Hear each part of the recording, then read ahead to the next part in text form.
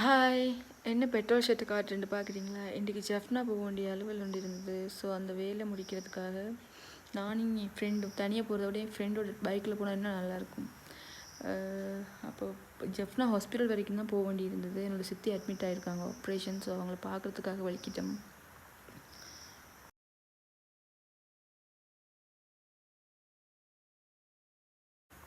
நம்ம போகிற வழியில் செம்ம மழையில் மாட்டுப்பட்டாச்சு.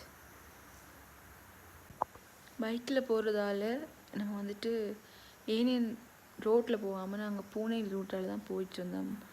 போகும்போது ரொம்ப சூப்பராக இருந்தது. அவங்களுக்கு ஆப்ரேஷன்ஸ் 9 மணிக்குன்னு சொல்லியிருந்தாங்க. நாங்கள் போய் ஜெஃப்னா ரீச் ஆகவே 10:30 11 ஆச்சு. ஸோ ஆப்ரேஷன் இதெல்லாம் முடிய தான் ரீச்சே ஆனேன்.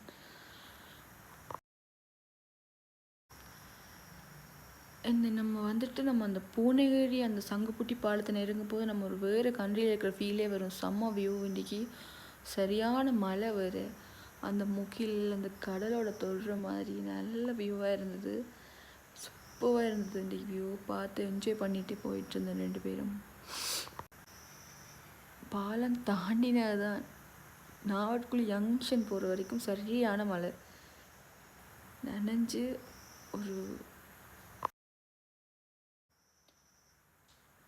என்னோடய வாய்ஸ் பார்க்கும்போது இவ்வளவும் மழையில் நனைஞ்சோட எஃபெக்ட் எவ்வளோத்துக்கு இருக்குது. சரியான கடிமண் பிடிச்சிட்டுது. அப்புறம் போயிட்டு வந்துட்டு இருந்து கிளைமேட் வேறு சூப்பராக இருந்தது.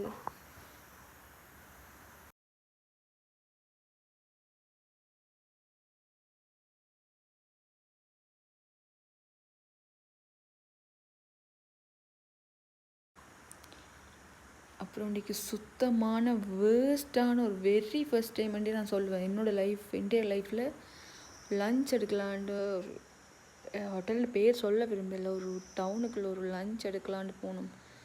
அது அந்த கஸ்டமரோட பிஹேவ் பண்ண விதம் சரியில்லை. சாப்பாடு சுத்த வேஸ்ட். அரிசியெல்லாம் அது அவியவே இல்லை.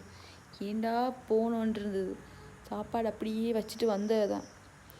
அப்போ லைட்டாக பசி வருது. அப்போ வர்ற வழியில் சோளம் விற்றுட்டு இருந்தாங்க அவிச்சது. நல்ல கிளைமேட்டுக்கு அந்த சோளம் சாப்பிட்டுட்டு அப்புறம் ஒரு காஃபி ஒன்று குடிச்சிட்டு ஒரு 5 அப்படி நம்ம கிளிநொச்சி ரீச் ஆகிட்டோம்.